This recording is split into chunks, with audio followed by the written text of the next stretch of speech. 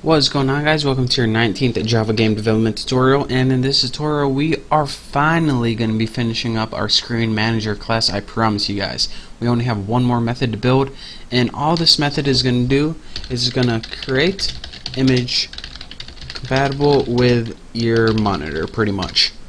So what we're going to be doing is we're going to be returning a buffered image, or an image that our buffer is going to use. And it's pretty much just going to create an image based on what we need for our monitor's settings. So let's go ahead and name public buffered image create compatible image. And it's going to take three parameters: int w for the width, int h for the height, and int t is transparency. And those are three things you pretty much need for your buffered image right now: a width, a height of your image, and the transparency settings for it, which we'll talk about later on. So now you need to create a window object, and don't name it w because w is actually width up here. So name it like win or something, and set equal the vc.get full screen window. So now win is equal to the window you're looking at, pretty much. So put, alright, if the win is not equal to null, if it has something in it, then what do we want to do? Well, the first thing we need to do is get the characteristics of our monitor.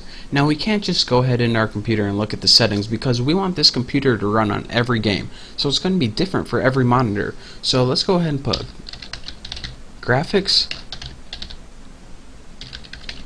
configuration GC and set this equal to the windows dot get graphics configuration. And what this pretty much does is get the characteristics of your monitor, or whatever monitor is running this program, and it's going to store it in a variable called GC. And let's see if we can see it. Oh, I can't read that because my screen recorder is in the way, but I just told you what it does. And now what we want to do is return GC dot create compatible image, and we want to create a compatible image based on the things we passed in. So width, height, transparency.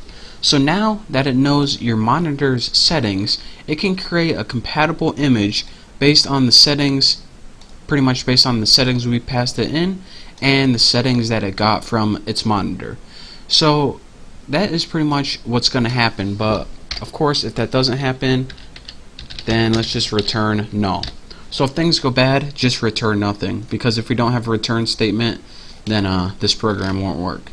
So that's pretty much the only thing that we had left to write for the screen manager class. And in the next tutorial we're going to be going over the class with the main method in it, and we're going to be running our program. Well, probably not in the next tutorial. And eventually we're going to be running our program without flickers or tearing or anything like that. It's going to be one smooth animation. It is going to be amazingly awesome. But for now, I just want to say thank you guys for watching. Thank you for sticking with me and watching my free tutorials. It's been awesome.